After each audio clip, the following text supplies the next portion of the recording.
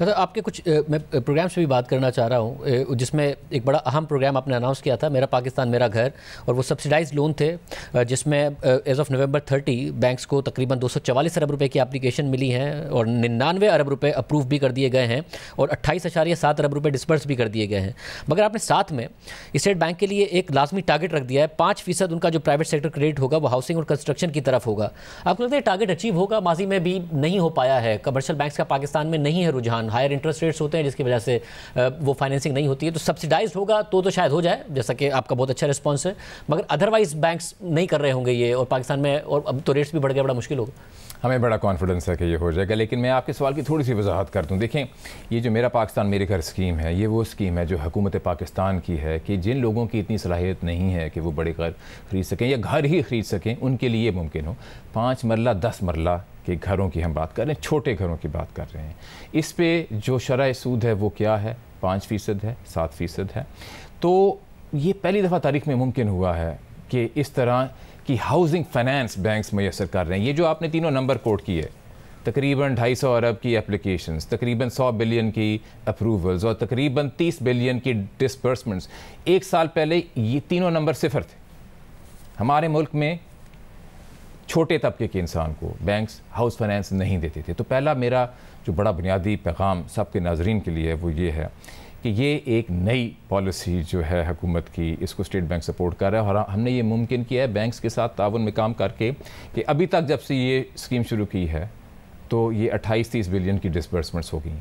اس کے ساتھ ساتھ ملتی جلتی وہ اسکیم ہے ہاؤسنگ، یہ کنسٹرکشن کا فائنانس، یہ فائنانس ہے جو بینکس دے رہے ہیں بلڈرز اور ڈیولپرز کو تاکہ کنسٹرکشن اور ہوئے۔ اس کی بنیادی وجہ یہ ہے کہ اگر کنسٹرکشن ایکٹیویٹی بڑھے گی تو جو روزگار ہے ڈے لیبرر کا، جو دن کی دہاڑی کرتا ہے، اس کو امپلائمنٹ اپرچونٹیز زیادہ ملیں گی۔ اس میں 150 ارب کا اضافہ ہو چکا ہے قرضے کا، اور یہ بھی پہلے ہماری تاریخ میں کبھی نہیں ہوا۔ ابھی ہم کانفیڈنٹ ہیں کہ انشاءاللہ یہ ٹارگٹ جو ہے یہ مکمل ہوئے گا، اور آگے اگلے سال کے لیے ہم اور بھی ٹارگٹس دیں گے۔ لیکن جو سب سے بڑا پیغام وہ یہ ہے کہ عام آدمی کے لیے یہ پہلے ممکن نہیں تھا کہ بینکس اس کو قرضے دیں، اب بینکس قرضے دے رہے ہیں۔ اور میں آپ کے ناظرین کو بھی یہ پیغام پہنچانا چاہوں گا کہ میرا پاکستان میرا گھر کی اسکیم کے بارے میں ہماری ویب سائٹ پہ دریافت کریں، اپنے نزدیکی بینک سے اس کی معلومات لیں اور ان لوگوں میں شامل ہوئیں جن کو اب یہ قرضے مل رہے ہیں۔ اب 100 بلین کے اپروولز ہو چکے ہیں۔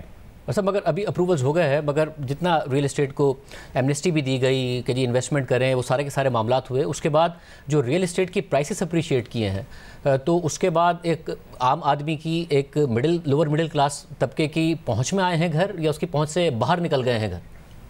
دیکھیں، اب اگر ریل اسٹیٹ کی مارکیٹ میں مہنگائی ہو رہی ہے اس کا تو اسٹیٹ بینک کچھ نہیں کر سکتا، لیکن یہ اسٹیٹ بینک نے البتہ ضرور کیا ہے کہ پہلے اگر آپ کے لیے ممکن نہیں تھا کہ آپ اپنا گھر خود خریدیں، اب اسی قسط میں آپ اپنا گھر خرید سکتے ہیں۔ میں کچھ دن پہلے خود ایک جو لون کا ریسیپینٹ تھا اس کو ملنے گیا، انہوں نے تقریباً 40 لاکھ کا قرضہ لیا اور ان کی ماہانہ قسط تقریباً 14,500 ہے۔ پہلے وہ جو رینٹ دے رہے تھے وہ 14,000 تھا، تو یعنی کہ 500 روپے کے اضافے میں اب ان کے لیے ممکن ہوا ہے کہ ایک فلیٹ اب ان کا اپنا ہے۔ اور دوسرا اس کا فائدہ یہ ہے کہ اگر آپ رینٹ دیتے ہیں تو ہر سال وہ کرایہ بڑھ جاتا ہے مہنگائی کے لحاظ سے، لیکن اگر آپ اس اسکیم میں بینک سے قرضہ لیتے ہیں تو آپ کی جو ماہانہ جو قسط ہے وہ فکسڈ ہے۔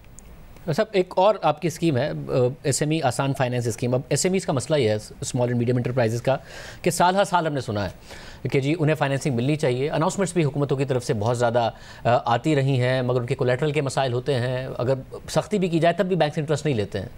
اس کا کوئی فائدہ ہوگا، کوئی انٹرسٹ آپ کو لگتا ہے کہ اس ایس ایم ایز کو بھی فائدہ ہوگا؟ اگست 2021 میں آپ نے لانچ کی تھی، کوئی رسپانس ہے ایسا؟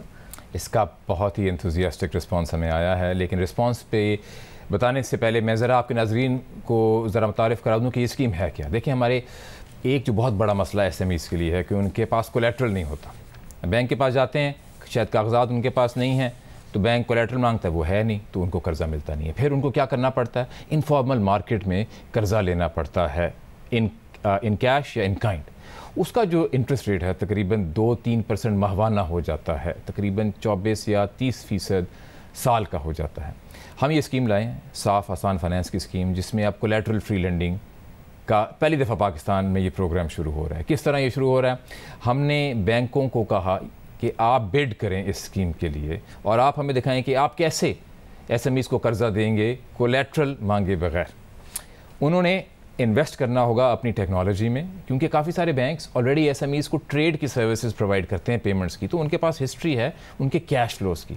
اس کی بیسس پہ وہ اپنا انالیسس کر کے یہ فیصلہ کر سکتے ہیں کہ کس ایس ایم ای کو میں نے قرضہ دینا ہے کولیٹرل کے بغیر. اس اسکیم کو سپورٹ کرنے کے لیے اسٹیٹ بینک ان کو اس طرح سپورٹ کر رہا ہے کہ ہم 1% پہ ان کو قرضہ دیں گے بینکوں کو، اور بینکس میکسیمم 9% پہ آگے ایس ایم ای کو کولیٹرل کے بغیر دیں گے. یہ اس ایس ایم ای کے لیے ہے جو ابھی 30% پہ قرضہ اٹھا رہی ہے. حکومت پاکستان نے اس اسکیم کو سپورٹ کیا اور انہوں نے پرنسپل پہ رسک گارنٹی دی 40 سے 60% تک کی، depending upon the amount of the loan. تو دیکھیں اب یہ ایک کوآرڈینیٹڈ میجر ہے between the central bank and the government of Pakistan, جہاں پہ سینٹرل بینک لیکوڈیٹی دے رہا ہے، government of Pakistan risk guarantee دے رہی ہے. بینک سے اس کا بہت ہی انتھوزیاسٹک رسپانس آیا ہے اور ابھی اس کی ایک فارمل لانچ بھی ہوگی، اور جیسے جیسے اس میں نمبر بڑھتے جائیں گے ہم اپنی ویب سائٹ پہ ان نمبرز کو بھی آپ کے سامنے میں امید کرتا ہوں کہ اچھے نمبرز کی صورت میں ریفلیکٹ ہو، کیونکہ ایس ایم ایز کے حوالے سے پاکستان میں یہ بہت بڑا مسئلہ رہا ہے.